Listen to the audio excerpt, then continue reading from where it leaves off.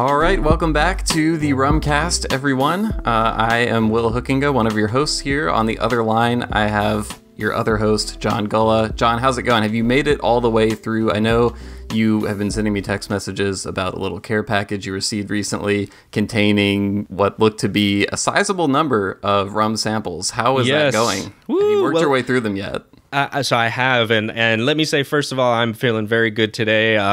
Fortunately, we dodged another bullet with Hurricane Isaias, and so I'm happy, and I'm going to enjoy exactly doing that, which is using that care package. That was a very, very nice, kind gesture from Meredith and Jeff Olszewski. They are big rum connoisseurs themselves, and I'm certain that if you hang around Facebook groups or do anything related to Privateer, you will definitely know them. They are Privateer superfans, and just generally awesome people. So first and I will say, if you've seen their posts on social media before, you've also probably seen the like amazing rum shelves they have in their house that they post pictures of. It's just like this amazing rum collection. It's like, I don't know, 6 or 7 shelves high of just almost every rum brand you can think of. So well, they're awesome. And Meredith was really, really kind in asking me, hey, what are some of the things you would be looking to try that you haven't been able to, and sent me a few of those samples. And so I've been kind of slowly working my way through them. Give me some highlights. Yeah. So one would be the Worthy Park 2007 Habitation Valier release. Okay. Oh man, is that something that is special? Really, really love that one. She also sent Plenipotenciario Foursquare release. Okay. That is excellent. So a lot of the Valier stuff a little harder to come by depending on where you are in the U.S. So definitely, that's great. Yeah. Yep. So those were really good. All of them were actually really good. Yeah. I'm actually, now that you mentioned the Worthy Park release, I am sipping on the Worthy Park Estate release. Nice. Right now, I'm curious. I know you've had the 12 year. Not well. Hold on. Not the 12 year. Not the 12 year. The other one. Got it. Which I don't think has an age statement on the bottle. Right. What are the biggest differences to you between some of those estate bottlings versus the Valier one?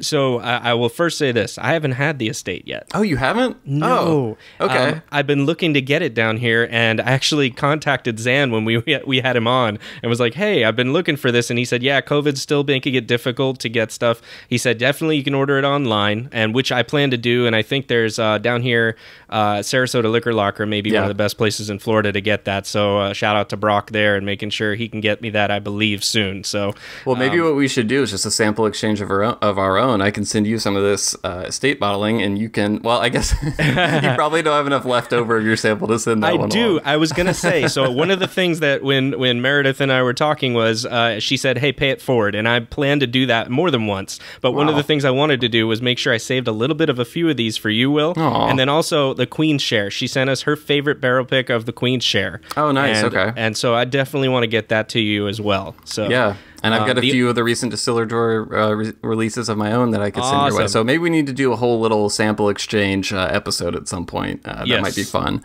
Yes. The only thing I'm not going to send you, Will, is the Caroni. I do know that you had a pretty adverse reaction to that. I'm sure your first time fans trying it. And, you know, I see passionate reactions one way or the other with Caroni bottling. So give us your first impression. Well, I will say it's not my favorite, as that was made evident, but that there's this really, like, I don't know, medicinal kind of note that reminds me of rubber bands or Band-Aids, and it's overpowering for me, and I just can't get through that. It feels to me like the underlying distillate is good. So I can see why there are fans, but this particular release, which is the Caroni 2000, is just it is overwhelmed by that for me. Have you had that, Will? Or I have not. No, okay. I haven't experienced it yet. So yeah, it's certainly unique. Yeah, that's what I've heard. I've also heard that there's a pretty high degree of variance between releases. I know people who love some of them and will pass on others. So well, there you go. So tell me, what have you been up to lately, Will? What's going on in the rum world up there? So I recently broke one of my cardinal rum rules, which is I always try to, when I'm getting near to the end of any bottle, I try to not completely finish it in the hopes of being able to do some type of interesting comparison. So, you know, not necessarily, it doesn't have to be like comparing the exact same, bottle to the same bottle. It might be if I'm getting low on a Jamaican, I might wait until I buy like, something from another Jamaican distillery, or like a release from the same distillery from a different year, just to be able to like compare them a little bit, because I find that experience very instructive as opposed to just trying something on its own.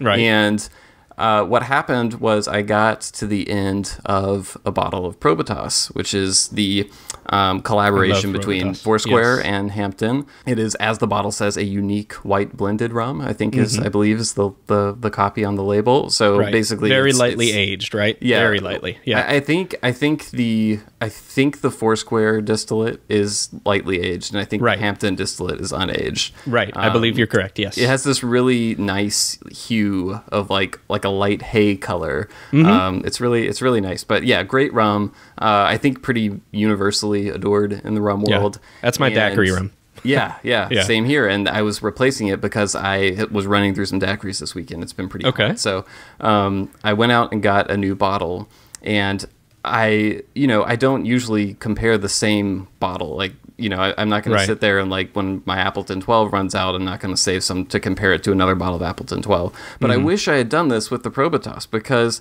my memory of the previous bottle I had was that the Hampton influence to my palate was like, it was definitely there, but it was not nearly as strong to me as this new bottle that I've picked up. And it's so different to me that I'm almost wondering if the blend is slightly different or something. I don't know. If anyone else has experienced this, I'd love for you to send us an email, host@rumcast.com, and let me know. And I'm not bringing this up as a criticism at all, because this bottle is wonderful as well in its own way. And it might just be, sometimes you taste something and it can be exactly the same, but just tastes different to you for whatever reason. So this could be that case. But man, the Hampton in this bottle just really pops to a degree that I didn't notice previously. So and this is why I should never violate my rule.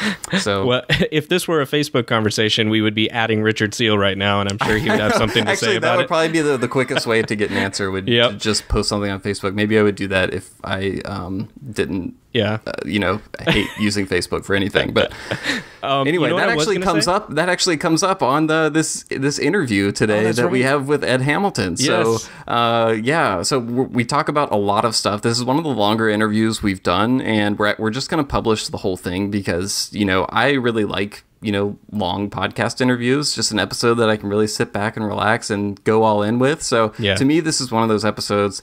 Facebook comes up because John posed a question, just about the Ministry of Rum Facebook group. Obviously, I think most people listening to this podcast know that Ed Hamilton started the original Ministry of Rum website, which is a forum, which is still live. Just a tremendous centralized location that, everyone who enjoys rum has probably encountered at some point in their rum journey.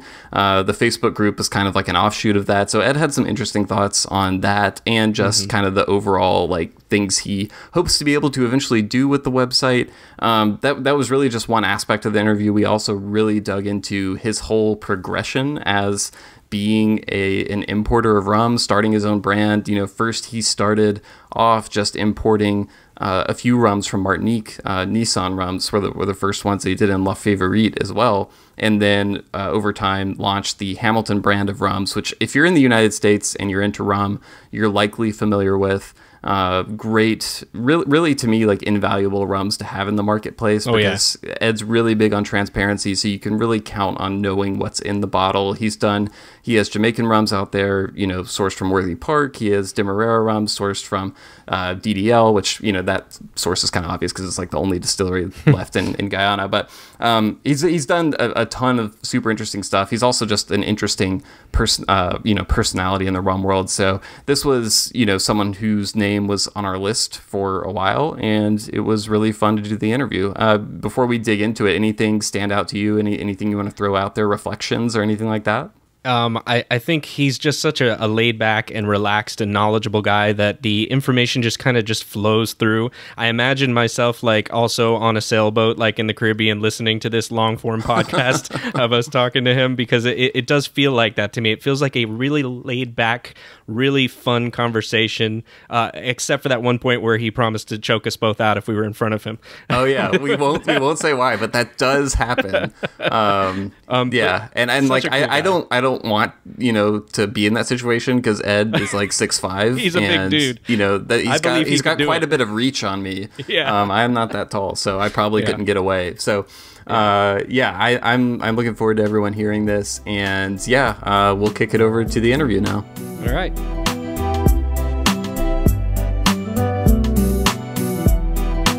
All right, so we are here with Ed Hamilton, known to many as the Minister of Rum, the founder of Hamilton Rum, which I'm sure many of our listeners are familiar with. I'm actually enjoying some. I don't usually make cocktails for these interviews, Ed, but I couldn't resist. I had to make a 151 Swizzle with Hamilton 151, of course, because I usually, when I recommend cocktails to people, I don't like specify you have to make it with this rum. This is one of the rare cocktails where I will say you have to use Hamilton 151 for this rum. It's just perfect for it. So I'm really excited to have you joining us on the podcast today. How have things been going for you? How are you doing today? Well, today's been good. Like everybody else, I've been scrambling. Yeah. And I can't believe it's been, 3.5, 4 months we've been into this coronavirus. But I thought I was going to have more time, and I actually haven't had more time. I've been really busy working on all kinds of things, including getting 375 milliliter bottles of most of the Hamilton rums bottled for bars in states where they can do cocktails to go. Oh, interesting. There's a couple of states that say, yeah, you can do cocktails to go, you can do cocktail kits, but you can't pass a whole bottle across the bar to somebody in an waiting car. So I had to find a bottle and then get it labeled and get labels made, and it requires new US or UPC codes, and then you have to get the UPC codes correct, right? And bottled and all those things. So it's been all the interesting stuff. Yeah, it's all the boring stuff that you don't think about, but you know, that's part of the deal, as they say. Yeah, I know I typically see you, you know, traveling to bars all over the country and stuff like that. So I was interested to hear sort of what the past few months have been like for you. I know I've seen you doing a lot of, you know, Zoom meetings, happy hours, things like that. I know John does a lot of stuff with the Florida Rum Society, and you did a Zoom call with them. I don't live in Florida, but they made me an honorary member for the sake of that call, so I was able to join in and for one day, exactly, just for that Florida day. Citizen. So I enjoyed getting to sit in on that. But what has that been like for you, just in terms of, you know, doing all these virtual events? And has it seemed like a productive way to spend the time, you know, when you're not able to travel and visit accounts in person and that sort of thing? Yeah, it has been productive. What I recognized early on, and maybe I'm not a vain guy, but I looked at what I enjoy doing with these Zoom things. And one of the things that came across very quickly, and we're used to seeing a lot of Zoom and Skype video on TV now with reporters and such. Yeah. And there were a couple of things I noticed that work, and then there are several things that don't work.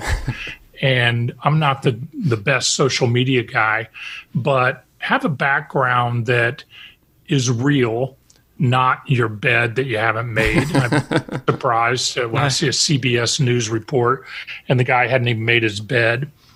Also, the right camera angle. No one wants to look at a fan that's rotating behind a guy's head. Don't have a window behind you, that sort of thing. Right. Or it looks like you've got a fan coming out of the back of your head, and then it's casting an oscillating shadow, or, you know, like a strobe light shadow across your face or the back of your head, and then having a decent picture. So get the picture right, get the angle somewhat level so people don't mind looking at you, and then a better camera. shocked at how many bad cameras there are. That people are doing professional things. I'm not professional, but and having a microphone that people don't mind listening to. Yeah. We've all listened to things and we thought, oh my God, I don't want to have to spend 20 minutes listening to this. Well, we appreciate it for sure. The Florida Rum Society event that Will mentioned was really great, and we enjoyed having you there. And you sound awesome now, so I believe it's been worth it. Well, I hope so. It's an investment. It's an investment, and I'm not traveling. My expenses have dropped dramatically because I'm not traveling. Although I've got a lot of Southwest airline miles.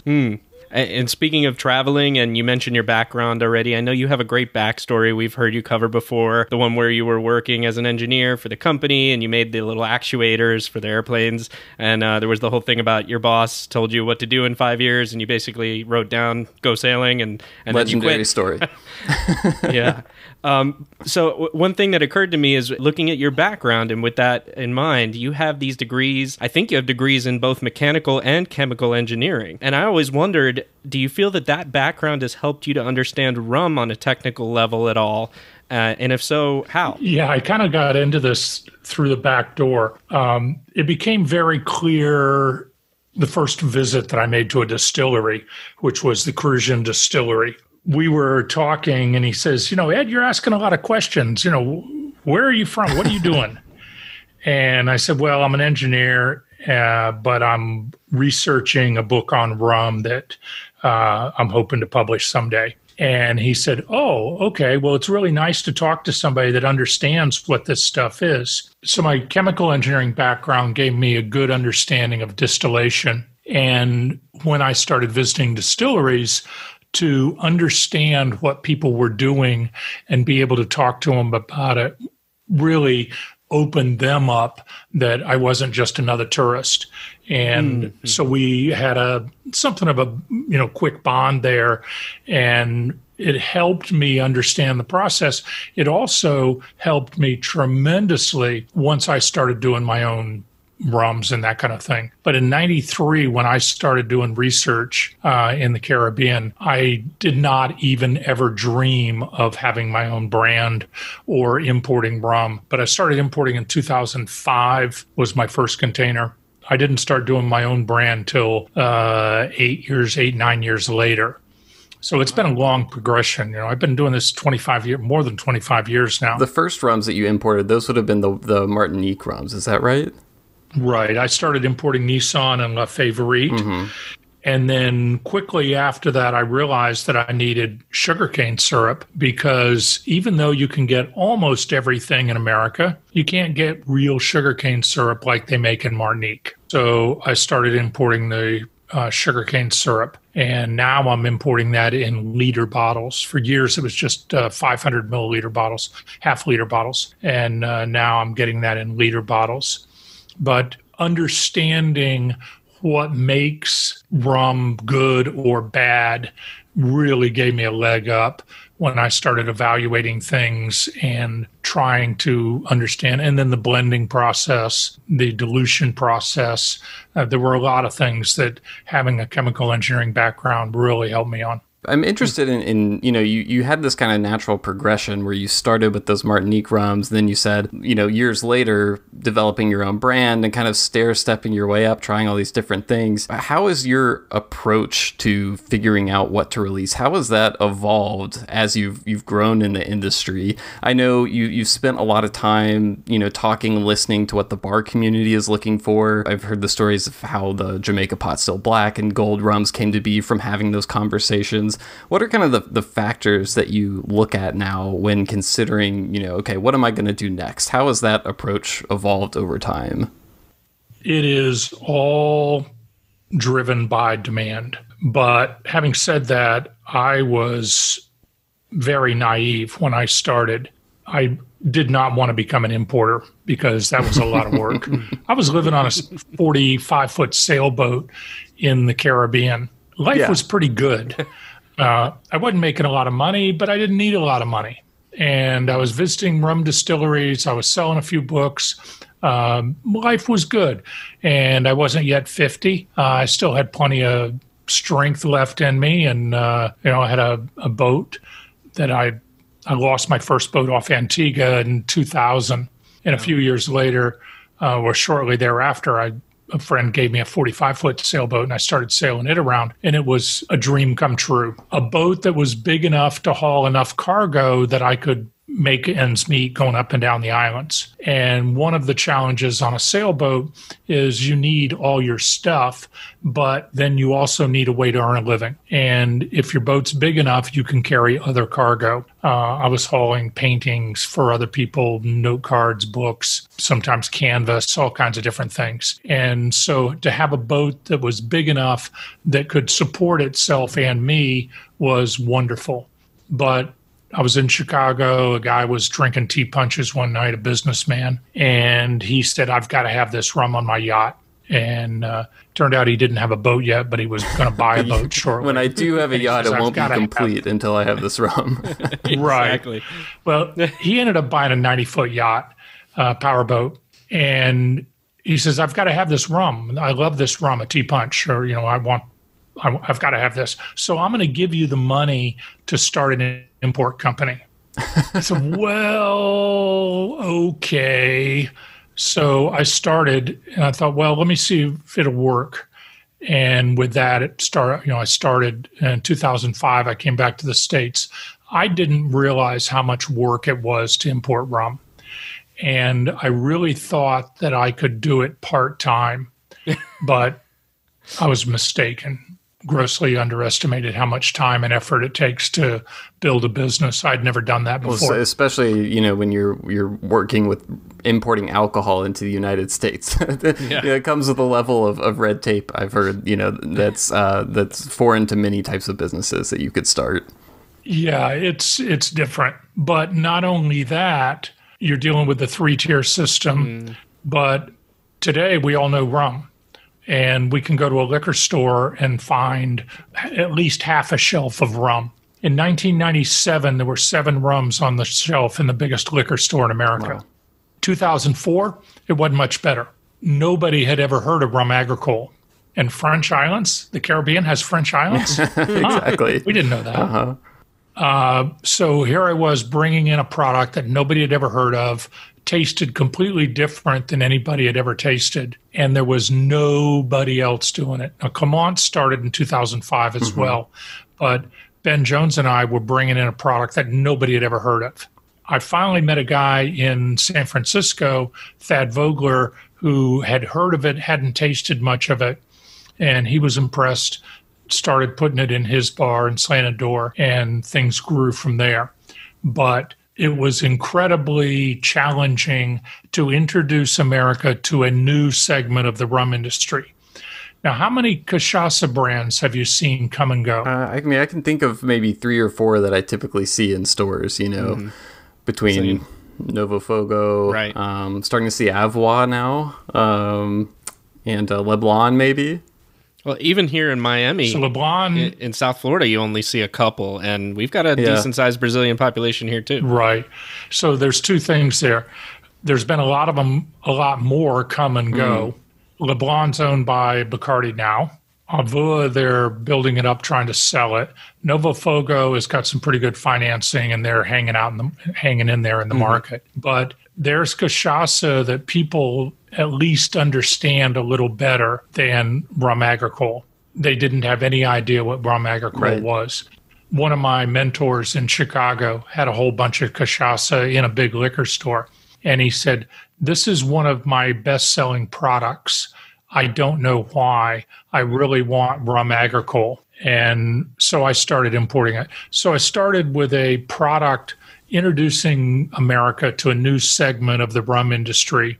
And many times I thought, if this stuff was called Gublia or something else and not called rum, I might have a better chance. Wow. Because as soon as you call it rum and then let people taste it, they go, "This isn't rum."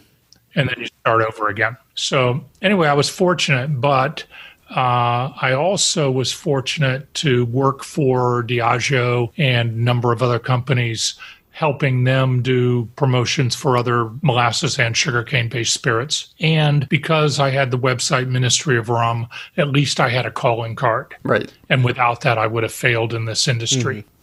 It was a big learning curve, learning experience. But then I started from the beginning listening to bartenders, and people started asking me for things. And then the Lemonheart brand came along, and that got dropped in my lap. They were looking for a small importer that would give the brand some TLC. They've since changed their mind on that. And they changed the product considerably, and they raised the price and the label and everything else. But out of that came the Hamilton 151. And with that came the 86. I started doing those at the same time. Bartenders were asking for other things. The Jamaican rums were bartenders asking me for. So all of the Hamilton rums, I didn't sit around, as I joke sometimes with bartenders, I didn't sit around and get high and go, wow, I got this great idea for a new rum. There wasn't like a vision quest involved or anything like that. No, there was no LSD involved. Dehydration on the sailboat. No. This is going to be really cool. People are going to love it. I'm going to design a label, and I'm going to design a bottle, and I'm going to do this. No. Everything that's come out that I've done under the Hamilton label is the direct result of identifying a demand and then identifying every other product that would be competing with that. And except for the most recent White Stash, I was going to say, honestly say, I hate that term. I can say with confidence that there is nothing else like it. And when people ask, who's your competition? I say, I don't really identify any competition. If you're trying to build a business based on being just better than somebody else, you're probably going to fail because the market really doesn't care. If you look around at the biggest rum company in the world, do you think their product is the best rum in the world? No. Wouldn't say so. They've got the best marketing team. They've been in the market longer. Right. But how many times do you see a product and somebody says, oh, this is really good? And you go, okay, yeah, it's good. But 2-3 years down the road, it's gone. It's so interesting to me to hear about product development, listening to what the market wants and that sort of thing. My day job, I do freelance copywriting, which may make a lot of listeners instantly not trust me. But one of the things I spend a lot of time doing when I get a new client is doing customer interviews, listening to them, trying to get a sense of why they make the purchasing decisions they do and that sort of thing. And one thing I've learned is that what someone tells you they want is one thing, but what they actually will pay for sometimes can be something different. So I'm interested when you have these conversations with the bar community and stuff like that, and they're telling you what they need. Do you have like a certain threshold where you hear something enough times and then you think, okay, now I need to look into this? Or what does that process look like once someone tells you they want something? How does it go from, maybe this is something I should look into to, okay, I'm going to start picking up phones, calling distilleries and that sort of thing? Well, I don't do focus groups. If you ever do focus groups, John and I would like to be a part of that focus group. We're in. Way. Just throw that available out there. anytime. I'll tell you, I don't do focus groups. Focus, yeah. A friend of mine in advertising has another word for focus groups. I can imagine where it might go. We've been a few times in focus groups. Exactly. Yeah. I listen to bartenders, and then I'm very, very fortunate to have become friends with a few people whose names you probably recognize, Brian Miller, Jeff Berry, Martin Cate. When Jeff Berry tells me that he needs something, he was the guy that pushed me over the hill on the White Stash, the white rum. Oh, yeah. He says, Ed, I got to have it. Okay, Jeff, I know if you've got to have this and you tell me you want it, you will buy it.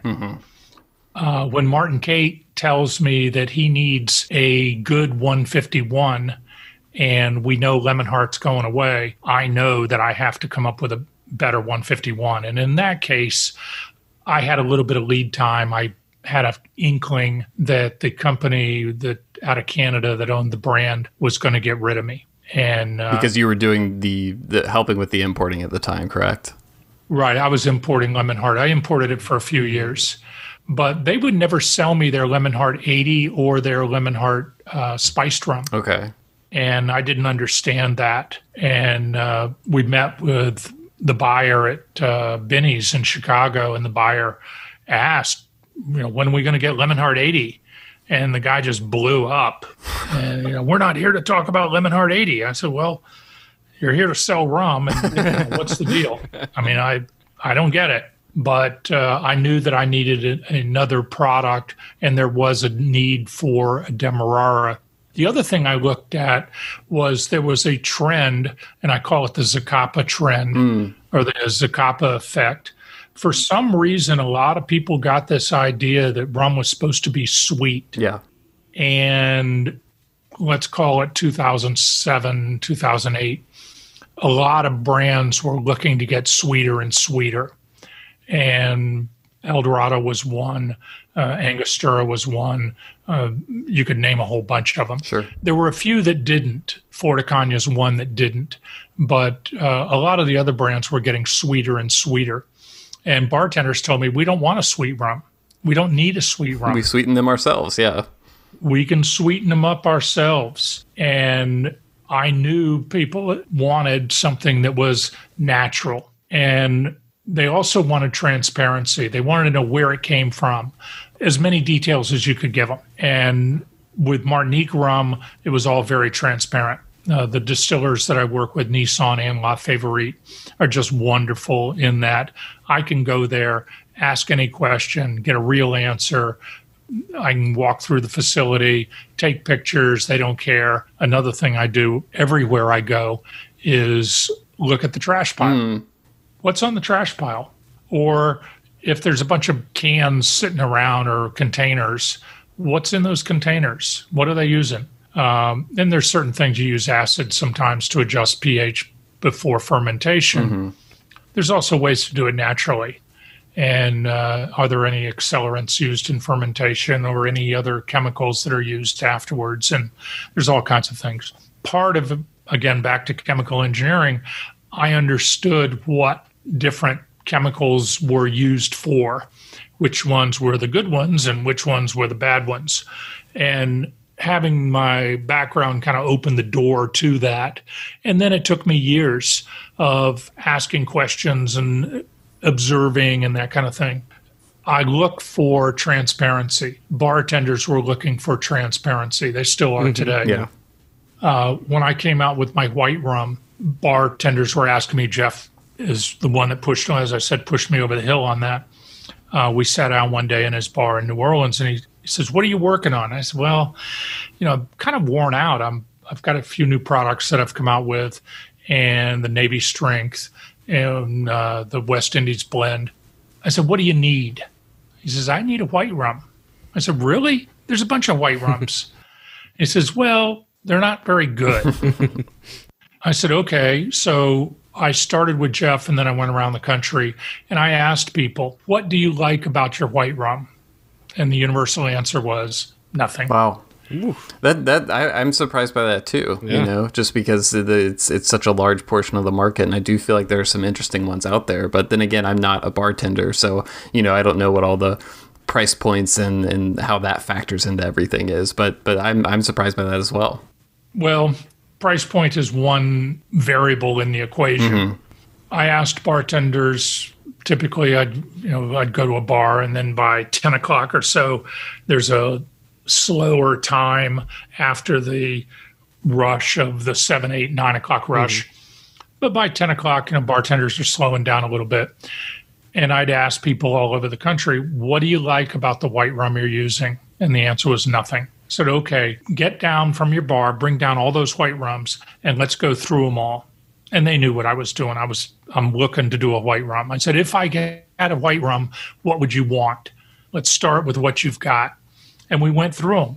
The number one thing was no sugar, right? No bite in the finish. Okay. Nothing weird in the aroma when you open it. Take smell it, or you pour it in a glass and you smell it. We'd like some rum flavor, but not artificial flavor. Yeah. Nothing candied, preferably aged. But the biggest things that I saw were no sugar and nice in the finish, no bite in the finish. Now, a bartender can cover up some of that with sugar and juices and other things. But if you start out with a good product, you're going to have a much easier time making good, consistent cocktails. But no sugar and rum flavor. Well, it's amazing when you add sugar to rum, you hide a lot of imperfections. Yeah. Things like a bite in the finish, like the rum flavor. It just masks it. So I'm going through all the rums that were available. There were things that we picked out from each one of them. And it was interesting to me that across the country, many, many people picked out the same things from the same rums. And then came the price. And a few people said, yeah, this is a little overpriced, but we really like the people that are selling it. But yeah, the rum isn't really great. And I said, okay, if I could deliver this to your bar for $17 a liter, would that be in the ballpark? The key about $17 a liter is it's just under 50 cents an ounce. Okay. Ding, ding, ding. Yeah. That's the magic word or the magic number. And people said, I'd go a little more than that. Sometimes we are now. One of the things that I didn't like about the white rum market, I said, it's a whore's market. There's always somebody going to come in after me with a cheaper rum. Are you expecting that to happen with White Stash? Oh, sure. But it's okay. Because if you come in with a cheaper rum and that's your business is cheaper rum, go for it. There's always somebody that'll have a cheaper rum. But you probably aren't my customer anyway. Yeah. Right? You're probably not pouring the 151 because you can buy a cheaper 151. You can't buy a better 151, but you can get a cheaper 151. Definitely. I'm having flashbacks to, I don't even know if it's on the market anymore, but I'm having college flashbacks to Bacardi 151 with that like protective seal over the top of it, right. No, that's gone. Yeah. If you Google Bacardi 51 hair on fire for YouTube. Some good results there. Oh, man. I feel like there's an epitaph there somewhere. There's always going to be a cheaper rum or something like that. That's something. Right. There is. But people that are selling better drinks are looking for a better rum. And they will pay a fair price. And then the other thing is don't run out. That's key. It's key. It's huge. It is the second most important, well, call it second or third most important aspect, variable in any product. So you've done market research. You got to have quality product. You got to have the right price, and you can't run out. That's the same thing for my house parties. You can't run out. Right. I don't mean of rum. I mean, you can't run out of the house. No, I'm just... Have you ever found yourself in a situation where you were starting to source something, you had something really great that people wanted, and then you didn't have enough in supply? Like, was that one of the kind of lessons you had to learn along the way, or is it something you've always been prepared for? I wish I knew the date. I want to say 2013. I think it was 2013. I started importing my own product. Let's see, it was 2015.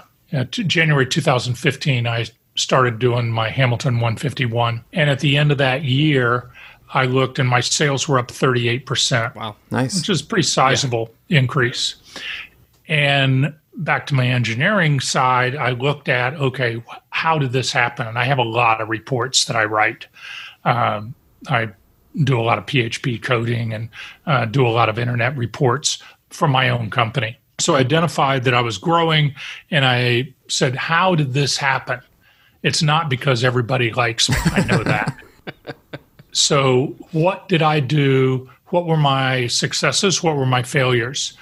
The number one thing that I could account for was in that whole year, I didn't run out of any product. I might have run out of some for a week or two, but I didn't run out. And I said, from that point on, I am going to do everything I can not to run out. And it took a commitment. It's more money, it's more inventory, but I really pride myself. So when I go to a distributor, I say, okay, I'm going to give you a good product at a fair price and I'm not going to run out. And they look at me in disbelief and I say, okay, I don't believe you. Call my other distributors. And now I've been in the business 15 years. Most of the distributors know me, know each other, even if I switch a distributor like I just did in Georgia. They already know about me. And when I say I don't run out, they believe me. And I said, I might run out of something for a week or two. I'm getting critical right now on sugarcane syrup. I'm down to 100 cases of liters. So that's 1,200 liters of sugarcane syrup. But I just got an email today that the 500 milliliter bottles are coming from France. So by the end of next month, I should have 500 milliliter bottles of sugarcane syrup. If that's the only product I run out of that's non-alcoholic, or the only product that I run out of this year, I'll be okay. Yeah. But all of the other Hamilton products, I've got plenty of bulk. I've got plenty of backup. And so I can honestly say to my distributors, feel confident selling this. I'm not going to run out. The first thing that happens when you run out is you piss off the bartender. Then you pissed off the sales rep that sold it to the bartender. And the product gets replaced with something else. By the time you get it back in stock, the rep doesn't want to represent it anymore because he says, well, I'm going to sell this till the next time you run out. Yeah. I guess at every level, people are kind of like making an investment or making decisions based on what's available. The bartender is, running a bar program. The distributor wants to have something they can count on. So, yeah, I think that's an aspect of it that, and the customer consumers too. Probably don't think about very much. For sure. I mean, consumers may not think about it that much, but I know when I have a drink that has a different rum in it in terms of the quality of the rum, or if I'm looking for a specific, like we mentioned, Hamilton 151 goes in that drink. There's quite a few like that I think there is some savvy consumers out there who will know when that gets changed and not be pleased. I think rum consumers are also like naturally a little skittish to like something suddenly exiting from the market because they've seen it happen so many times. So it's probably music to people's ears hearing, how prepared you are, Ed, with your stocks. That's great. That's great news. I can't be the first one to say this, but in the Ministry of Rum, these sound a lot like Ed's rum commandments. The first one would be there's always going to be a cheaper rum. The second one will be do not run out if you're selling rum. We need to come up with 8 more, but we're 20% there. Right. Well, don't add sugar. Don't add sugar. There you go. Look through the trash at the distillery. Maybe that could be one. Well, I don't know about that. If you do, or look through the trash at your bar, if you do add something, tell people. Yeah. Be transparent. Transparency. So the transparency is something that I worked on from the beginning. And when I first started working with the guy that blends all of the Hamilton rums, it was my first batch of St. Lucian rums. And I said, I want to bring these in. I'm bringing in casks of rum. I want you to dilute it to 93 proof. And he says, stop. How long do we have to do this? I knew that was the right question. I said, well, how about a couple weeks? How's that sound to you? He says, yeah, we can proceed. If you want it done faster than that, we're going to tell you we can't do it. Wow. The implication being when you do it too fast, it can produce adverse effects in the rum is what I've heard from distillers. Right. You produce adverse effects. That's saying it polite. Not that polite. It basically sucks. Yeah. I feel like I read recently somewhere it can lead to like I heard it described as a soapiness in the rum if you proof down too quickly. But I'm sure there are many ways to describe it. Flat. I would say flatness. That makes sense. But I asked, okay, what does your water look like? Now we were in upstate New York. Everybody knows Kentucky water, limestone filtered water, if you believe everybody. Well, some people get it from the municipal water supply and then condition it. But this guy's got a deep water well. He's about a mile from Lake Erie, and he showed me an analysis of the water. Almost no iron, no salt, and adequate amounts of calcium carbonate. And I said, okay, this looks nice. Can I publish this? Ooh. He says, sure. Well, I don't have anything to hide. We shook hands, and we've been great friends ever since. Yeah. And that's been 8 years, 7-8 years. He's just a jewel to work with. And Mario Mazza is his name. The transparency and the lack of obscureness, there's no opaqueness in the presentation. Then there's two guys that actually do the work. Mario owns the place. He's a chemical engineer. Then the two guys that work there are just a pleasure to deal with. And I give them my needs, and then they figure out their bottling schedule. So, for example, they bottle the 151, the Navy Strength, and Jamaican. And I tell them, this is what I need next month. So nobody's rushed, no fire drills the end of the week or anything like that. They have plenty of time to dilute things. But back to the dilution. So you guys in Florida, I know Tennessee's a little tougher, but I know it's available. The 151 and the 86. Yeah. Here's something you can do to prove to yourself the importance of slow dilution. Ooh, cool. This sounds fun, like an at-home experiment. Yes, I'm in. Yeah, I wish we were on video. I could show you that. I could demonstrate We can arrange that at another time. We'll do a follow-up.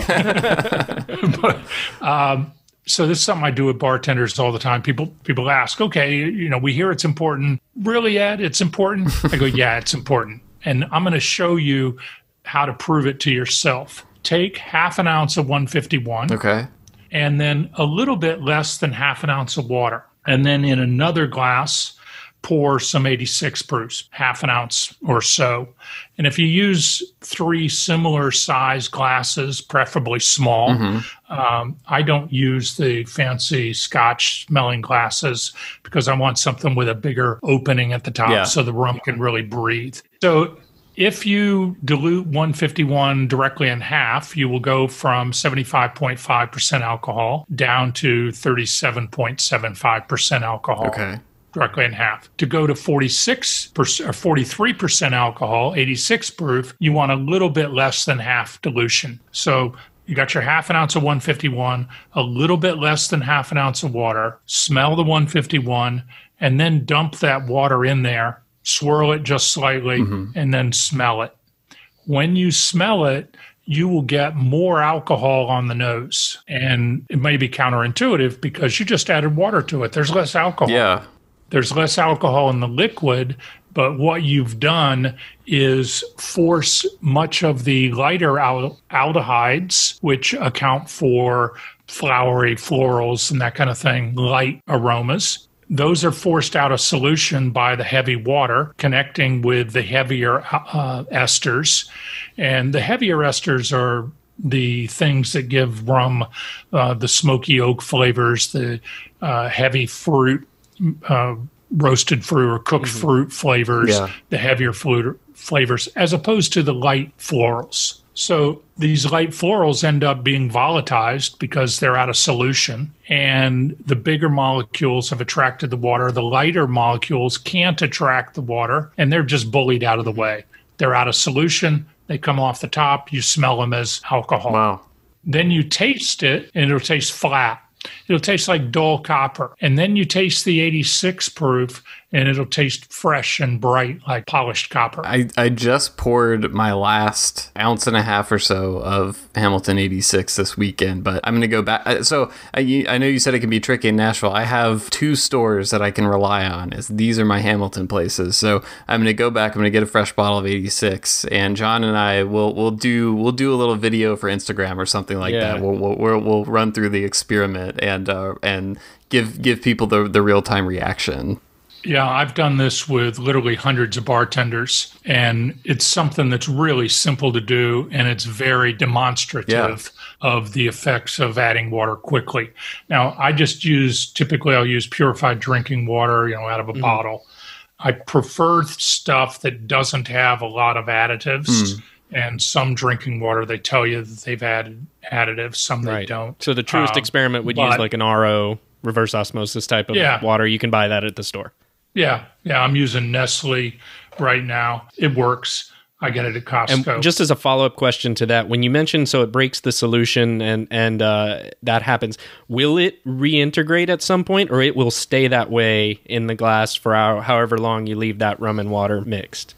Well, if you leave the rum and water, you'll lose a little bit more of the light alcohols. They'll volatilize, and it'll just taste flat. Okay. It tastes like a cocktail that's been sitting around too long. Got it. So it's irreversible, essentially. It's irreversible. Wow. Yeah, I didn't going to go back. So in order to not lose those light alcohols that are volatilized when you add water. What we do is put a tank of water, and we do this over 5 days. So just for clarity or simplicity, let's call it simplicity. Let's say we're going for half. I get the 151, what becomes the 154. I get that product in at about 150. The 151, I get in at 154 proof, just a little bit higher proof. So we're going to dilute it to a little less than half proof. Yeah. But for simplicity, let's say we start out with 2,000 liters of rum. We're going to add 1,000 liters to it. We're going to do it over 5 days. So we're going to add 200 liters a day for round numbers. What we actually do is add a little bit less than that 200 liters the first day, maybe 160, 70 liters. The last day, we'll add 220 liters, 225 liters. The first day, it's going to make the biggest shock, biggest difference in reducing this.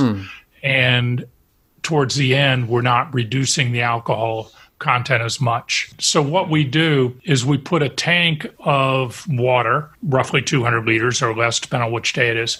We put that on a forklift, raise it up in the air, have a hose come out of that, and we have a clamp on the hose. We clamp it down so it's just dripping slowly. And then we connect that to a stainless steel tube that goes to the bottom of the tank that we're going to add the water to. Wow. The tank is covered, so it's just got a small hole in it. We put the tube in the bottom of it. And then also in that tank, off the bottom of it, there's a valve. And we have a exit from there, goes to a little 2 or 3 GPM gallons per minute pump, a circulating pump. It's a magnet drive pump because it's highly flammable alcohol. And then we just take the exit from that pump back into the top of the tank, into the side. We're not splashing it, spraying it in there. We're just up to the top of the tank. So we're circulating it, and it actually makes, you can see the circulation in the tank. But when we add the water, it's going to the bottom of the tank. So by the time that water floats up through the alcohol, it is absorbed by a lot of different alcohols, different esters, and we give that all the light alcohols the opportunity to connect with some of that water. And because we keep it covered, we're trying to minimize the amount of light alcohols that we're losing. And when you taste the 86, I'm sure you've tasted them side by side. Yeah. The 151 is a lot heavier. The 86 is lighter, brighter. Well, that's part of the reason. Now, when we dilute or when we add the Jamaican rum, for example, we put the high proof rum into the lower proof rum. The Jamaican comes in at about 180 proof. We put that into the lower proof Demerara rum, and that takes a day. And then we dilute that mixture down to 114 for the Navy Strength or 86 for the West Indies blend. How long did it take you to arrive at this process? Because it's much more involved than I think the average consumer would have guessed, you know, in terms of just proofing down the different rums that go into these blends. Well, I listened to other distillers and Mario knew. So the easy part for me was Mario already knew it had to come down slowly. And we talked about, well, we're not going to just drip water in the top. And he said, yeah, we've got this circulating pump. I said, great. Well, let's run the water in the bottom. And he says, well, yeah, we don't really want to. We tried that. We had water going into the circulating pump, and then we changed it to a stainless tube going to the bottom. Okay. So it's been a little bit of experimentation, but we just built on what we knew were best practices. That's so cool. And then we looked at, does it work better if you go 8 days? And we didn't see a discernible difference. Yeah. Diminishing over 8 returns. days as opposed to 5 days. But the factors are, what proof are you starting at? What proof are you going to? You know, obviously, if you're going to a lower proof, it's going to take longer. Or if you're starting at a higher proof, it's going to take longer. But working with people that understand what you're trying to achieve and what the variables are, and then have a good palate that can taste things. When we do the pimento dram, for example, so there's a product that is going to be dependent upon the freshness of the pimento, of the allspice, and how fast that those spices are absorbed by the high proof alcohol is going to be a function of temperature. And it's a linear function of temperature. Well, it's not going to be the same temperature all year round. We prefer to do it in the fall or winter, preferably winter, early spring. If you try to do it in the summer with a lot of sugar that goes into that, you're going to have fruit flies. I don't care where you are. I didn't even think about that. So we try to do it, right? Do it when it's cold. But then that's going to affect the maturation time. So we do it separately early or during the winter time when it's cold, and then or during the summer when that part of the process goes faster. And then we put it aside, add the sugar later, dilute it down, add the sugar later, and bottle it when it's cold when we don't have a fruit fly problem. Because even in a big warehouse with screens and air curtains and all that kind of stuff, we'll find a way in. Have fruit flies. Yeah. The other thing they do there is because different batches are going to be slightly different, they'll make, say, 2,000 liters of that. They'll bottle 1,000, 1,200 liters of it. The rest of that stays in a tank. And then we add that to the next batch of 2,000, and then we bottle. It's almost, it's not the same, but it's like it reminds me of like Solera. Yeah. That was the first thing that I thought of. That's fascinating. So if you guys were in front of me, I would reach out with both of my long arms in an attempt to grab you by the throat and bang your head. For comparing it to Solera. This is not Solera. There is no Solera in the rum industry. Don't tell me about Solera. Will said it more than I did. I'm just saying, choke him out first. Maybe there's a Solera related commandment in the Ed's 10 Commandments. Yeah, there is no Solera. Thou shalt not say Solera. Thou shalt not say the word Solera.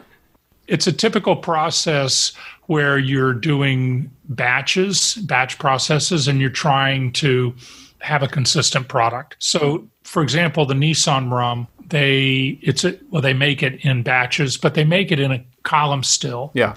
But during the 6 month of production, the rum campaign, they call it in French, things are going to change a little bit. Fermentation is going to vary. It's a 3 to 4 day fermentation. So things are going to change slightly. So they take many different batches, put them together in big tanks, and then they save some of this year's production to blend in with next year's production so that you minimize the differences between the batches. Yeah. And I'm guessing, with agricole, I'm guessing you get variations year to year in the cane itself, just depending on weather and that sort of thing. Yes. Yeah. Small variations. But I have a decent palate, and I've been drinking Nissan for many years. I do not really notice much difference from batch to batch. Now, occasionally I'll get a batch and I'll say, wow, this is really good, or maybe a little better.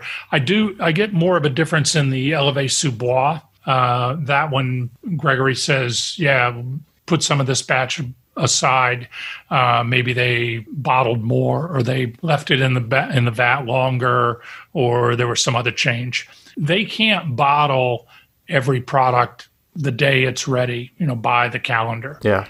They taste it, and then they say, okay, this is ready, but it might be another 2 or 3 weeks before they can get around to bottling it because of schedules or production or whatever other things are going on. So I do see a little bit of variance or more variance in the Elevée sous bois. La Favorite, I see a bigger variance in their amber rum, but it's a smaller operation, and there's a lot of challenges with aging products. So on the note of some of those Nissan rums, we talked about making rums that the market wants. I can't recall which interview or podcast it was. I went back and read and listened to a lot of Ed Hamilton stuff preparing for this. And one of the things I heard you talk about was the idea of aspirational products.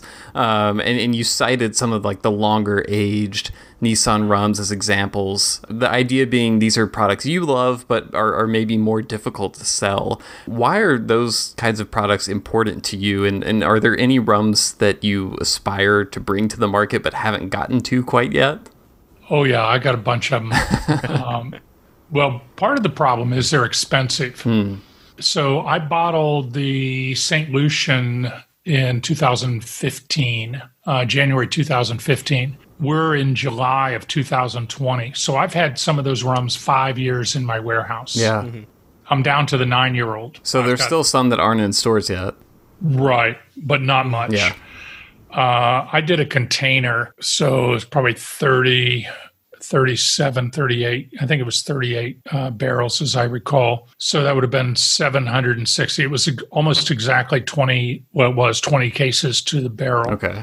So 760 cases. It's taken me 5 years to sell them, over 5 years to sell them. I'll sell out in the next few months. It's a funny thing about these, as they start selling out, as you get closer to being out, sales increase. Right, because scarcity Even with mindset. COVID. Yeah. Right. They're going out. The 5-year-old went out first. I didn't have a lot of that. Then the 7, the 10 years sold out. But just before the 10 years sold out, I got a couple of cases of that. And I'll probably get a few cases of the 9-year-old. But the aspirational products, one of the example, I got a hamburger one time, and there's a Jack hamburger. Jack in the Box. I remember seeing it on the television and seeing this thing and thinking, wow, this big bun and all the bacon and the cheese and the burger, man, this looks fantastic. And I stopped on the way to San Francisco and I got one and I looked at it and I thought, you dumbass. Where's What the happened? beef? Things may look different. Actual models may vary. Yeah. When you look at a sports car, there's a new Porsche Speedster out now, limited edition, 1,948 of them. The original Speedster came out in 1948. They're selling like hotcakes. It starts at $275,000. If you want air conditioning, it's more. Oh, you want a top too? Well, the hard top's more. Everything's optional on it. You want 4 wheels? Don't. Yeah. You want, and you want these spiffy wheels? Yeah. Oh, because we got regular, mag wheels. Right. I'm sure they're not even mag anymore. They're some kind of alloy. But there's always, that's the product they advertise. But when you go in to buy one, I mean, none of us mortals can afford a $300,000 car or $350,000 car by the time you see it the way it was tested by Road and Track magazine. But we settled for something a little less. Yeah. And we are happy with it, like the 86 proof. It's a good serviceable rum and it's under $25. Yeah. Or about $25. I could come out with a rum that would be $35, but I wouldn't sell much of it. And it would be a much bigger investment for me. And it just isn't, it doesn't fit into the business model of having good products at a good price that I can't run out of, that I won't run out of. For example, that I buy typically 20,000 liter tanks of rum. Well, when you start dealing with an aged rum, you're typically buying barrels. Mm-hmm. Right. You're not buying 20,000 liters of an aged rum at a time. So it's all part of the business decisions. And but back to the Nissan rums, there is one that I'm looking at now that I will bring in some. It's a beautiful rum. It's about 12 years old, and it was aged in French oak. It comes in a beautiful bottle, beautiful box. And I've always said, I don't collect bottles. I don't want them in a beautiful box. But there is a market for that, and there are people that want it. Sure. And I'll sell a few of them. Mm-hmm. So, I mean, you have to have them. The people want something special. And for that, I'll have a little bit of it. But the bread and butter of the business is, in Nissan, it's the Nissan Blanc or the Nissan. I sell quite a bit of the Nissan 52.5, but the Nissan Blanc is the best-selling product. So, Ed, switching gears a little bit, we've talked a lot about rum through the lens of business. And so I wanted to ask you a little bit, how has your enjoyment of rum shifted as it's evolved more and more from something that you just kind of enjoy as you sailed around the Caribbean to something that you then saw as a business? And are you able to just enjoy rum for rum, or are you always going to see it as a business side of it and you can't separate from that? No, I look for enjoyment first, and then the business side of it. When I'm drinking rum, I'm trying not to think about the business side of it. I just want to enjoy it for what it is. Having said that, though, I'm very critical. I'm not going to spend my time drinking something I don't enjoy. Are there certain aspects you found yourself becoming more critical of as you've gotten deeper into the business? Like, has that changed at all, how you sort of evaluate, what you see as good? Yeah, I think, my palate's become more refined. Yeah. And I'm less tolerant of additives When I first started doing the research back in 93, before then I was just hanging out on a sailboat drinking rum and doing what people do in the islands. In 93, I started collecting the rums from the distilleries and visiting all the distilleries. Yeah. And I just realized this a few months ago. Of all the rums I tasted, I never tasted anything that had any sugar in it. Nobody added sugar. More recently, people have started adding all kinds of flavors. After 2001, there were all kinds of things that came in with flavors. I did in about 97, I ran across Santa Teresa 1796, and they sweetened that with a little bit of honey, and it was delightful. It was wonderful. The Diplomatico Reserva Exclusiva had a little bit of the coca, like Coca-Cola extract, coca leaf. Well, not coca leaf, not the cocaine. This isn't cocaine, John. But they added some flavoring to it, and they added much less than they do now. I think now there's more to that. Nobody was adding vanilla. Now, Santa Teresa also had an orange liqueur that was absolutely delightful, and it was sweetened with cane sugar and real oranges. Okay. And it was unbelievable. I try not to turn my nose up at all these things that I see today that have got all kinds of flavors added to them, but I can't help myself. I mean, if I taste something that tastes like burnt plastic in the finish, I don't want to drink it anymore. Yeah. And I tell the distillers, what are you doing? And they, yeah, okay, I'm not the critic. You guys go do what you want to do, and I'll go do my thing. And that's probably the hardest thing, is not just telling people, this is really sucks. Yeah. But there's a market for it. Now I'm seeing things like, you might have run across this one, Kirk and Sweeney. Yeah, that's everywhere. I see it. I see that as a lot of times people who are new to rum come onto forums or whatever and post, that is kind of like one of their first investments in the rum world is Kirk and Sweeney. I see that one all the time. Right. And then if you follow them on blogs and stuff, 6 months later, they'll move on to something else. Yeah. Zaya used to be a big one that on the Ministry of Rum forums back when I was more active and keeping it up. People used that as an introductory rum. And so there's something to be said for introducing people to rum with these things, but they're not great. And many of them have gone over the line of 21 grams per liter, or 21 grams a bottle. I'd have to check. But anyway, it's 2.5% sugar you're allowed to add. The threshold. They call it grass, generally regarded as safe. And it can be flavorings, sugar, caramel, things like that are generally regarded as safe. But many people, including Kirk and Sweeney, go over. Kirk and Sweeney also is changing their age statements because they weren't in compliance with TTB regulations. Changing like the phrasing on the bottle and that sort of thing. Right. The 15-year-old, for example, I didn't ever have anybody that asked me to taste it that didn't tell me, we know this isn't 15 years old, but what do you think? Yeah. There was recently an article in Forbes, and the writer admitted that it wasn't, they had a different way of calculating ages. And I got in touch with the consultant, the lawyer, actually, that did their COLA. And then they confirmed that they were going to be changing their age statements.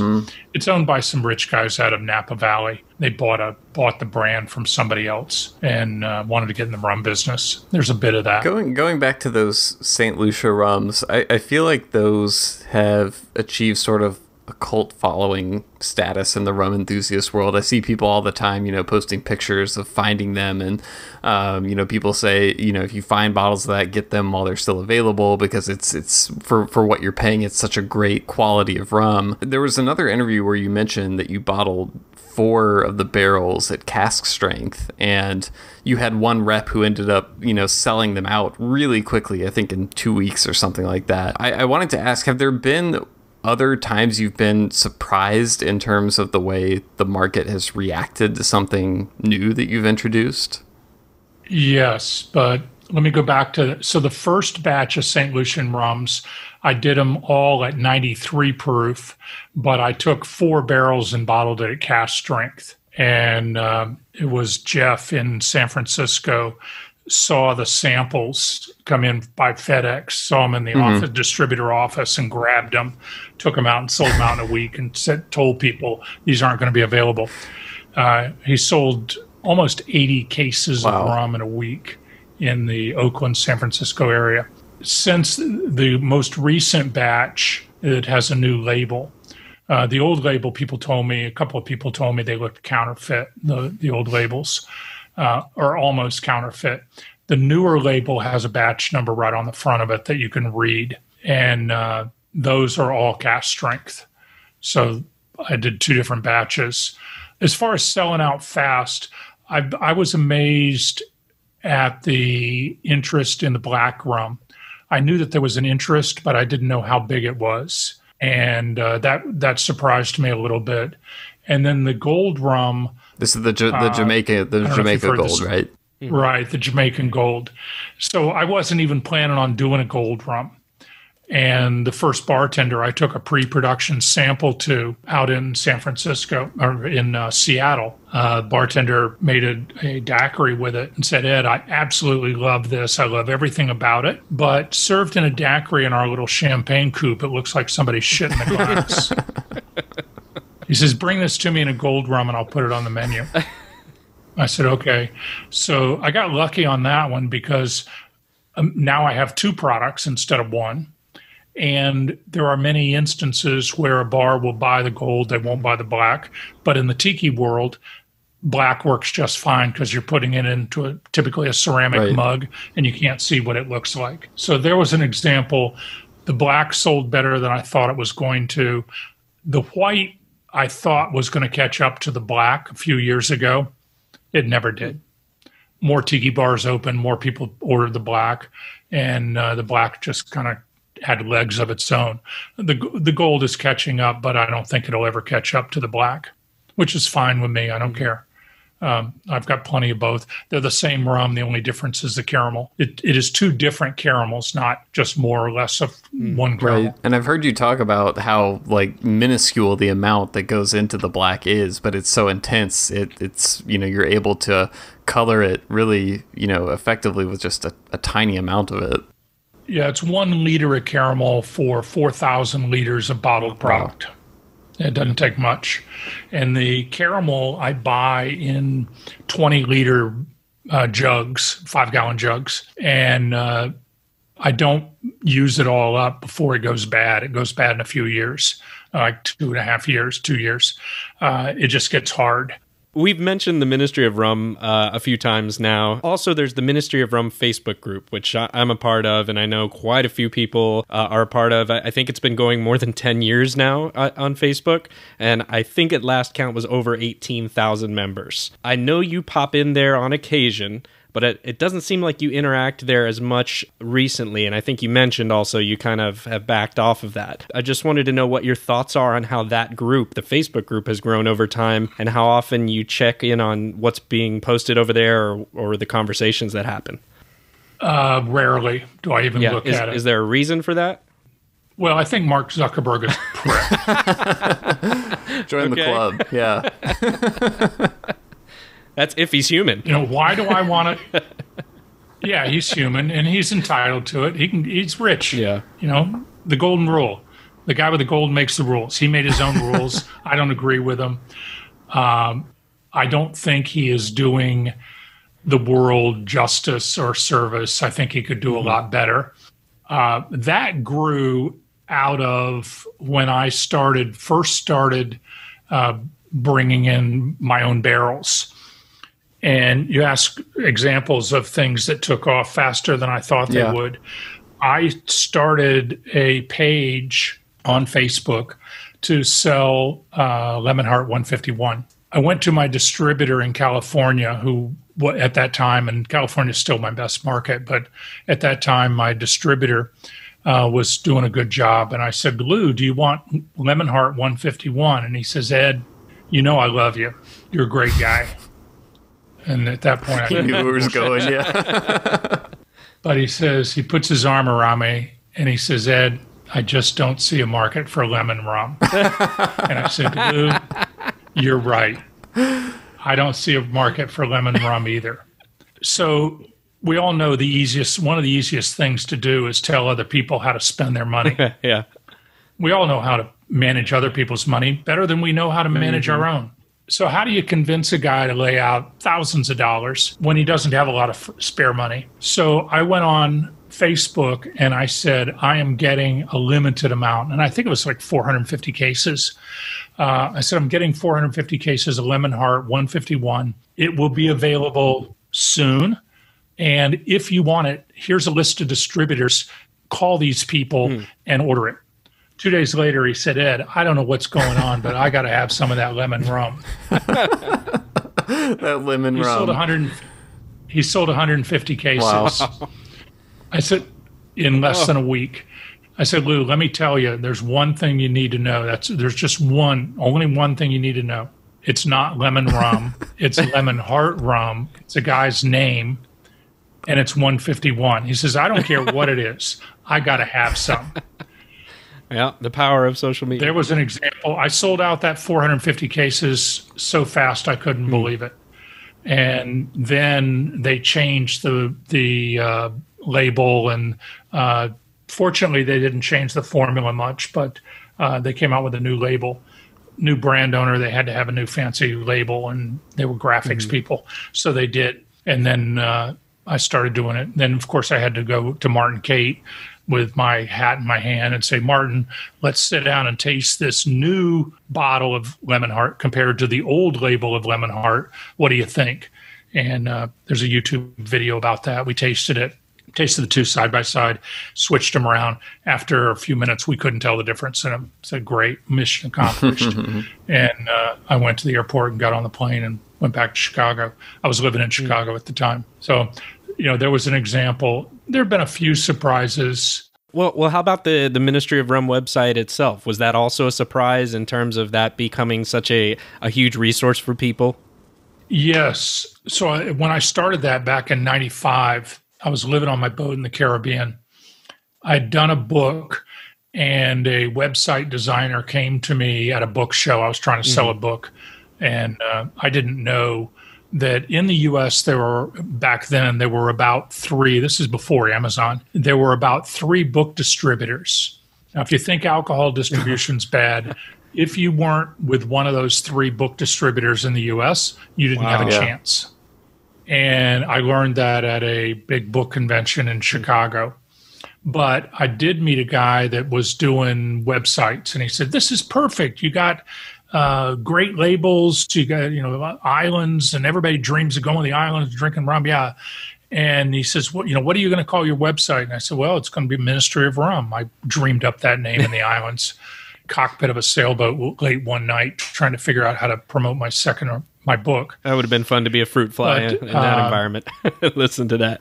Yeah, you probably would have gotten drunk. You could be a fly in the distance on that one. It was one of those ideas that we came up with, and the next day it still seemed like a pretty good idea. And so I went with it, and then it grew. Well, so a guy did the website, and he said he wanted to do labels. Well, then he says, oh, no, graphics. Oh, boy, that's cost a lot of money. I already had the images scanned, but, you run into these deals where everything is not as it appears. So it took me about 2 years to wrangle the URL away from him. And then I learned a little bit of HTML, and a friend of mine in Chicago learned some HTML and took it on as a project. And then one day I was writing an article about rum, 10 best rums you'll never find. And I realized people want to read about rum. They want the romance of the islands. But what they really want, damn it, is where can I buy this good bottle of rum? And so I started looking at how can I write about these rums and then tell people where to buy them. And I ended up writing the software for that website myself back in the early 2000s. It served its purpose. I want to redo that website and rebuild it. Unfortunately, or one of the challenges is that was originally written in PHP 4. Now we're at PHP 7. Right. So if I update it to the latest and greatest PHP, it will break because everything isn't backward compatible. I've had people approach me and say, let's do it in a WordPress website. Well, WordPress really isn't built for heavy database projects where you've got 10 or 12 parameters for each product. And then you'd start with WordPress, and then you put in a bunch of plugins, and then when they update WordPress, the plugins don't work. I've been down that road. Yeah, I don't want to go down that road again. So I'm looking at a way to redo it, and I would like to move or attract some of that Facebook Ministry of Rum page, and I know that it can be a much better resource for rum drinkers than Facebook. So there's a lot of things in the works there. I just haven't had time to do it. I thought maybe I would have the time during this COVID crisis, but you find other ways to fill it. Yeah, the other things have been coming along, and so I've been busy doing that. But everybody I've talked to that is regulars on that Ministry of Rum page, the Facebook page, agrees with me that, there could be a better forum. One of the things that strikes me is there's ads all the time for all kinds of crap that I don't make any money on. I don't get a penny from it. So the only thing it does for me is when I came out with a new product like White Stash, I told people it was coming, it was available, and I sold a few cases and got it out and got distribution, and people are calling me. And so, it kind of serves its purpose. I get a lot of hate mail, and I don't even look at all the people that want to contact me through that. I think there's 300 messages waiting for me right now on Facebook. And, where do you start with that? So, well, as someone else who does not enjoy spending time on Facebook, I am glad to hear that you're considering adding on other mechanisms on the website to bring some of that conversation over there, because I love participating in rum conversations. I just don't always find that Facebook is the best forum for those to take place. No, it's not the worst. The good news on Facebook is there's a lot of eyes. But I don't really want quantity. I'm looking more for quality.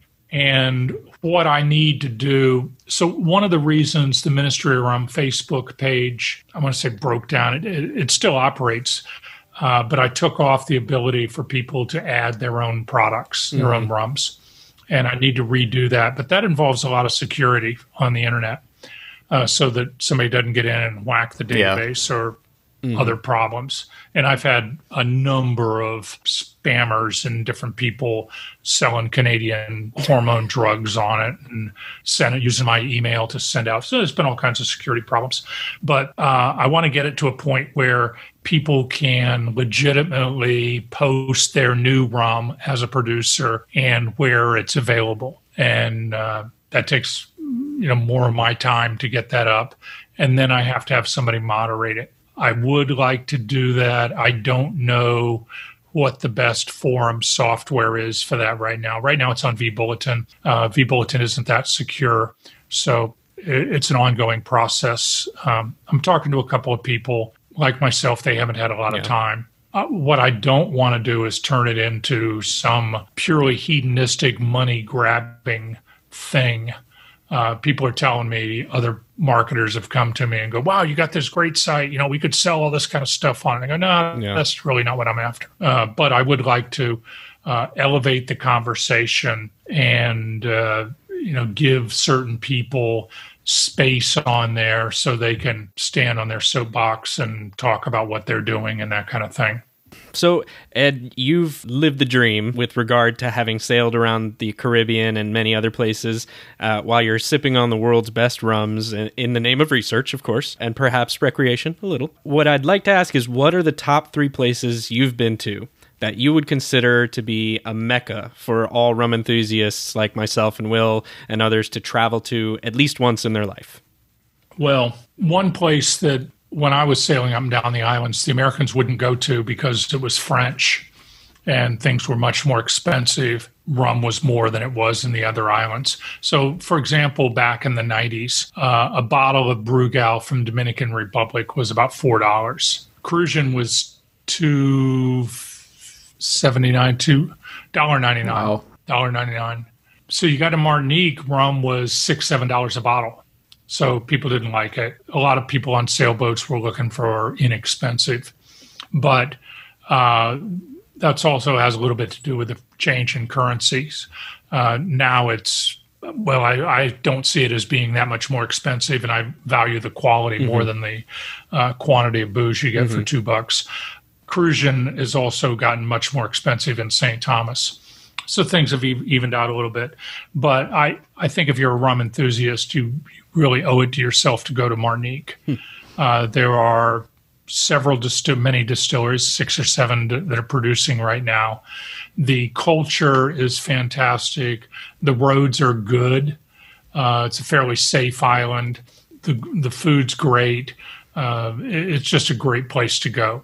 Another island, and it happens to be French, is Marie-Galante. I've heard about this, yeah. And it's the last place where you can see the farmers hauling cane to the distilleries with ox carts. Wow. It's near Guadeloupe, is that right? It's right next to Guadeloupe. Right. Now, Guadeloupe is another one that I would highly recommend. They've gotten very proud of their rums lately, and I don't know exactly what's going on there. And it's a very different island than Martinique. But one of the reasons I mentioned Martinique first is it's much more accessible. It's much easier to get to. Used to be you could fly direct. Now you've got to go through Miami, Haiti, and Guadeloupe to get to Martinique on Air France. But occasionally there's other flights, and it's one of those destinations that has never really taken off from America, but somebody's always been trying for the last 10, 12 years. I really love Guyana, but it's not as safe as the other islands. And there's only one distillery there, and they don't welcome tourists the way other islands do. Now, maybe they're working on it. I don't know. But it's an incredible place. Trinidad, before they closed the distilleries, was amazing. Now, it wasn't much for tourism, but it was an amazing place. They had a couple of really old stills at the Carigny distillery. Grenada is a fantastic place. There's a couple of distilleries operating there now. I don't think I've ever had a Grenada rum. No, Clark's Court is one of the brands out of Grenada. Yeah. So they did some funky stuff with their aged rum and had some additives. They had some fast aging stuff that really didn't work. There was a guy going through the islands years ago that was selling some stuff, and I want to say it was easy age or mellow smoke, something like that. And they claimed if you added so many drops of it per bottle, it would give you a 3-year equivalent. Well, not quite. Yeah, creative. Yeah. Not quite. But if you had 6 drops of it, then we must be a 6-year, twice as much, or even 3 times as much. So they were adding stuff to it, and they didn't. I don't know. They didn't understand the bigger market. I feel bad. I would love to import Grenadian rum, but I know that one of the challenges is if it doesn't have a wow factor, for example. So years ago, I was in Worthy Park on my second trip there, and I tasted some rums that were 4 to 10 years old. And 2 or 3 people are literally hovering over me as I taste these things. And they said, "What do you think? What do you think?" I said, "It's good, but I can't put $50,000 to $100,000 into this project and import a bunch of this because it really doesn't have a wow factor." And if I bring it to you, I say, "Wow, this is aged light rum from Jamaica," you'd probably agree that it's good, but you're not going to buy the 3rd or 4th bottle of it. And until you can get sales to that 3rd or 4th bottle, you're going to end up with a warehouse full of rum at your great expense. And that is not a recipe to stay in business. So I want to have the rums that I like and that I can sell if I'm going to put that kind of money into it. Now, I'll buy barrels of other things and totes of other things as appropriate as I need them. And I'll bottle them off on the side and do other things with them. But it's very hard to meet the expectations of most producers.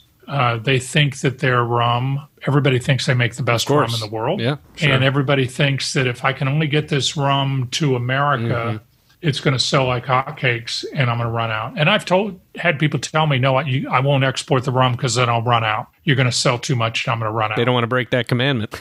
And they don't want to break it. And I said, okay, I said, I'm not going to buy that much, but I really like your rum and I'd like to have some of it. So my first rule is I want something that I like and that I can drink, because I might end up having to drink 100 cases of it, right? Well, it'd be horrible to have 100 cases of something that you didn't like. Yeah. That would suck. That'd suck worth more than having 100 cases of stuff you don't like. I'm curious, as some of these distilleries, you mentioned Worthy Park, as they start working on developing their own brands of rum, has that altered your ability to source from certain producers? Has it made it more challenging? What does that look like for you? No, it hasn't caused me any problems.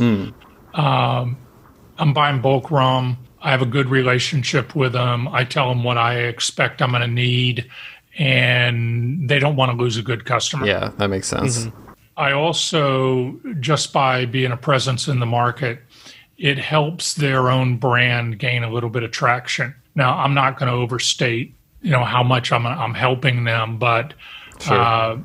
They had another importer years ago and they didn't get much traction. And now they're working with Back Bar and they're getting more traction, but it's still an uphill slog for them. And it's expensive to have a representative fly around the country and work, with distributors and all that. I'm lucky that I can go into almost any bar in the country and go in and talk to the bartender without an invitation or without a reservation. People know who I am. Do you just fling the doors open and say, Ed Hamilton is here? No, I don't. I usually just sit down and talk to them. Yeah. And if the person I'm talking to doesn't know who I am, somebody real quickly will come over, maybe a bar back or somebody else or another customer will come over and say, oh, aren't you Ed Hamilton? I go, yeah. And then they go, oh, you're Ed Hamilton. Yeah. You're a tall guy too, right? So you probably stick out. Yeah. I stick out. I'm a tall white guy. I'm 6'5". Wow. So, I stick out almost everywhere. But I've been traveling the country for, 17 years doing this. So I'm known around the industry. And that takes a long time to build. And then you have to maintain your reputation of having good products and being honest with people. I mean, it's amazing. They say you can only sell your first impression one time. Well, you can only sell your credibility one time. Mm-hmm. Yeah. Mm-hmm. And if you put something out that's not right, or you're not being honest about what you're doing, for example, saying, oh, we don't add anything to this. People know. And the consumers are getting more savvy all the time. I have a hydrometer, and I check other products, and I look for sugar, and then I look for additives and other things. And I haven't started spending the money to analyze other products that I think are in violation of TTB regulations. And unfortunately, right now, the TTB lab is shut down. Mm-hmm. Because of COVID. Oh, interesting. If you're pretty egregious, the TTB is interested as much as their budget and time will allow. And there have been a few instances where brands have changed things based on TTB letters. So a little over 5 years ago or so, Imbibe magazine did an article called Ed Hamilton's Essential Rums, and they basically just asked you to recommend, a bunch of rums. I'm wondering, can we run through your recommendations from 5 years ago and see if there are any updates that you would make now?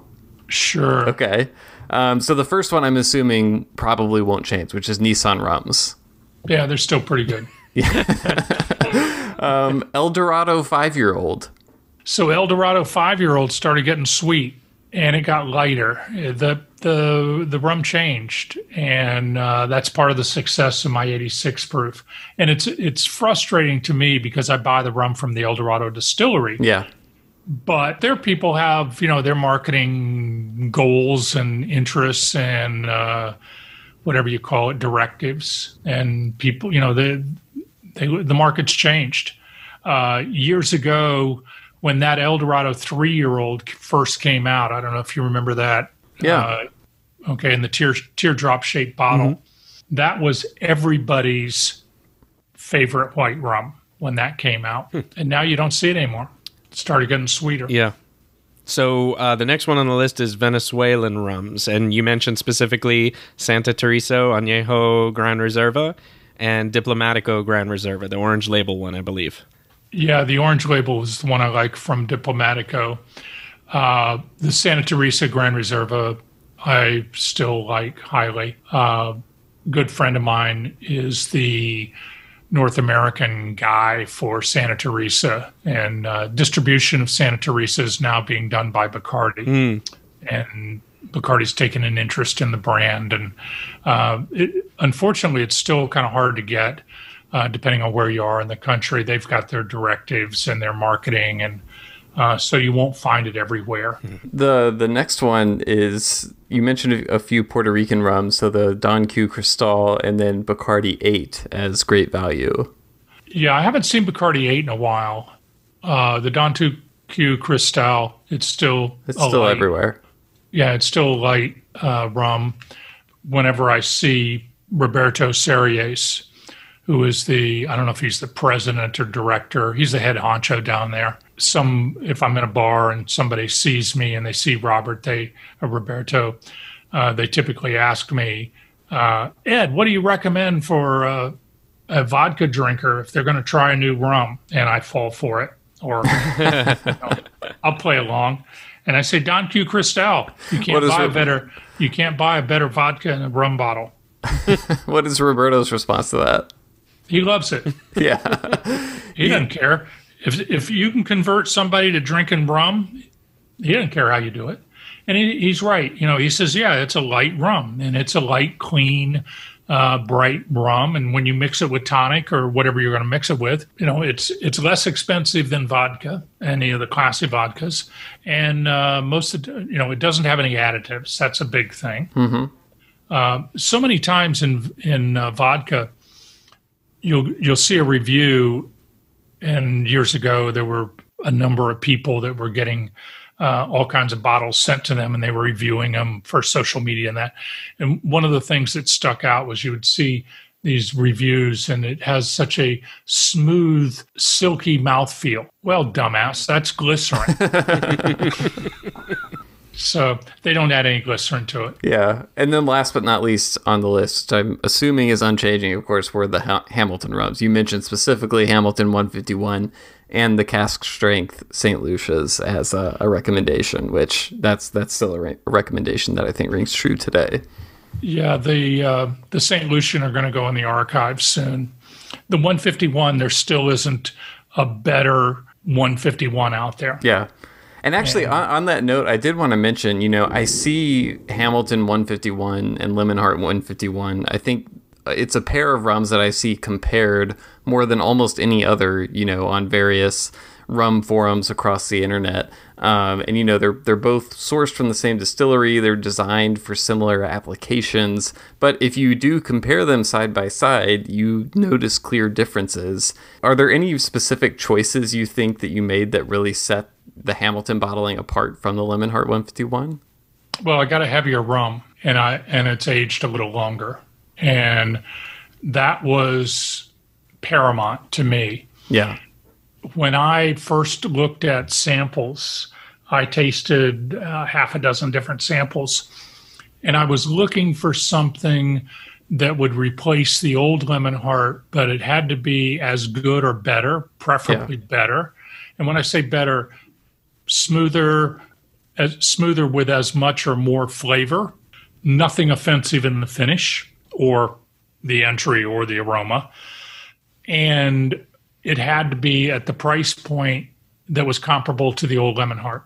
I think the retail price at that time was $29.99. When they rebranded, they chose a lighter distillate, and they were trying to squeeze more money out of it. And so they went a lighter distillate. It's not aged as long, and it's a lighter rum. And one of my favorite comments about that in a review is the best way to kill a zombie is with Lemonheart 151. Ouch. Where did that come from? Do you remember? Came from a Tacoma bartender. Okay. So I was importing Lemon Heart. Lemon Heart asked me for the names of all my distributors, and I wasn't going to not give it to them. I knew what they were up to. But I said, okay, here you go. They also did a national deal with Southern Wine and Spirits. The only market that I've really been hurt in is Hawaii. I used to sell pallets to Hawaii, to Southern in Hawaii, and then they made a national deal. And so I lost that business. My guess is at some point I'll get some of that back. But right now there's no business in Hawaii. If you fly to Hawaii, you've got to quarantine for 14 days. Yep. So there goes your vacation. Yep. One of my old high school friends lives in Hawaii. He's retired, much smarter and richer than I am. And he sold his ophthalmic surgery center in DeLand and moved to Maui. That sounds like a great plan. Yeah. Took him years to do it. But should have thought of that one earlier. Yeah, like 50 years ago. But I was talking to him over the weekend. There was a little bit of a it was a hurricane, but it went. Yeah, I saw this morning, or maybe yesterday, it just narrowly avoided the islands. Mm-hmm. Right, but you guys, Florida. Oh yeah, we're looking at one right now. So if it goes north of you, it's all good. If it goes south of you, it's going to suck. Well, it went north of him, and he said it was a non-event in Maui. He said we could use the rain, but he said, I said, sorry, you missed your tee time. He's quite a golfer. And he says, well, it doesn't matter. Everything's shut down without the tourists. Just about everything shut down. The restaurant, the bar shut down at the country club. Most of the restaurants are geared for the tourist trade. Yeah. And he says everything is basically shut down. So, it's the tourists that are spending money and drinking lots of rum. Unfortunately, as he says, that Hamilton 151 is the best thing. They put in a lot of the rum drinks in Hawaii, but I haven't had time to spend time and energy out there. I've been busy, Yeah. It takes a special trip to go all the way out there, I would assume. Well, it does. And Southwest flies out there now. I got plenty of points. Yeah, they just added that, I think, in the last year or so. Yeah, they recently added it.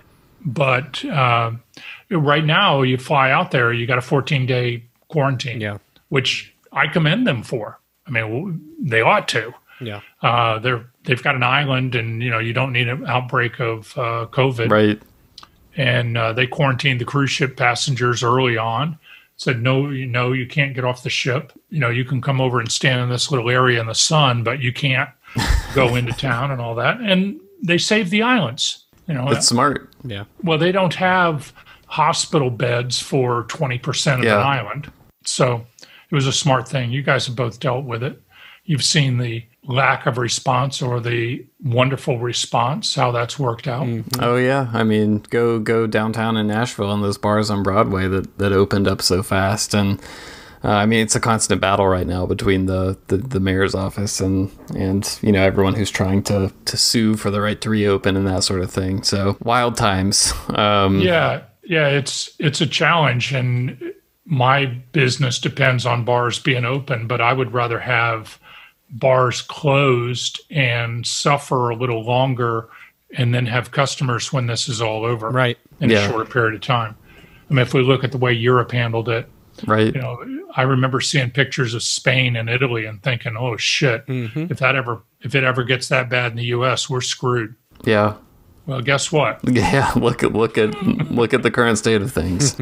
Yeah. Well, Ed, we really appreciate you taking the time. This has been a great conversation. I've really enjoyed it. And before we end, we have an optional segment at the end of all of our Rumcast interviews.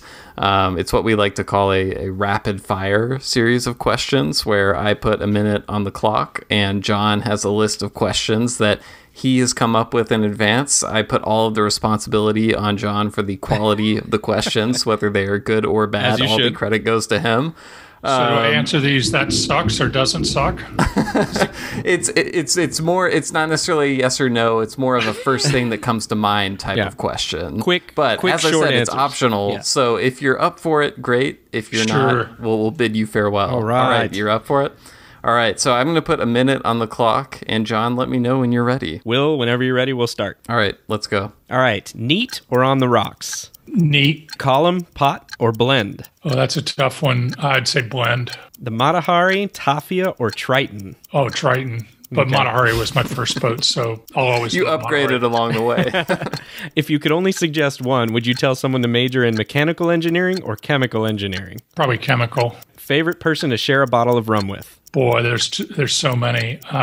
Jeff Barry's always a lot of fun. Lin-Manuel Miranda contacts you about doing a sequel to his hit musical Hamilton, which will be about you and the creation of Ministry of Rum. What's the title of the first song or the name of the first act? Oh boy, probably the chairman. All right.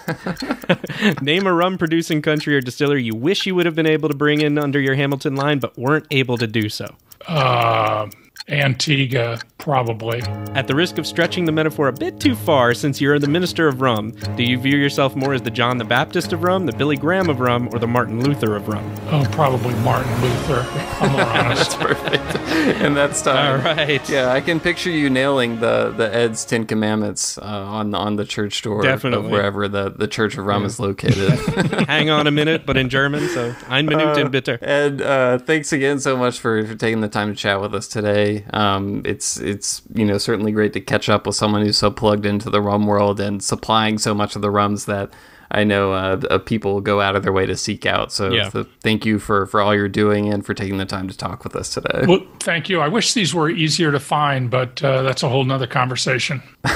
Well, maybe you can... like I said, all you have to do is you have to find your local store that knows Hamilton has the good stuff. And then in my experience, they tend to keep ordering it. So hopefully that continues. That's the one thing I tell people all the time. The best thing you can do is go to a store and ask for it. And in Florida, tell them progress. But if you ask for it and develop a relationship with your local store, almost anybody can get it all over the country. I'm in 40 states now. There aren't many places where you can't get it. Well, that is good to hear. Yeah, everyone who's listening, go to your store. Even if they already have Hamilton, tell them to keep getting it, and that will ensure that your supply stays intact.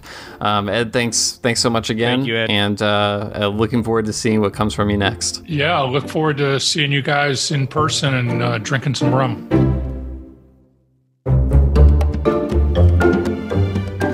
Okay, so I hope everybody enjoyed that interview with Ed Hamilton. I know definitely Will and I did. One thing I did want to say, Will, was that Ed did contact us after the interview, and he let us know that, hey, there was one thing he had wished he had said during the rapid fire round. Yeah. And so what it was when we asked anywhere he wanted to import a rum from somewhere that he didn't get a chance to do on his Hamilton line. And he told us, he really should have said Barbados. And it was an interesting reason. He said because he had discovered 800 barrels of 7-year-old rum way back in 1993. Wow. But he didn't have a way to bottle it then. Yeah. So that was an interesting note I thought that he gave us afterwards. So we wanted to share that too. So yeah. And speaking of emails coming in to our host@rumcast.com email address, we would love to get some of those emails from you listening right now. So any questions you have, any topics you'd love to hear covered on a future episode, any guests you would love to hear from on a future episode, reach out, let us know. We always love hearing from listeners. And also, if you have thoughts on the podcast, another way to communicate those is to leave a review on Apple Podcasts or whatever other platform you listen to your podcasts on. Those reviews are really helpful. Yeah, 5 stars. Those are really helpful, not only from a feedback standpoint, but just from helping other people discover the podcast. So we always really appreciate it. But on that note, we will see you again next time.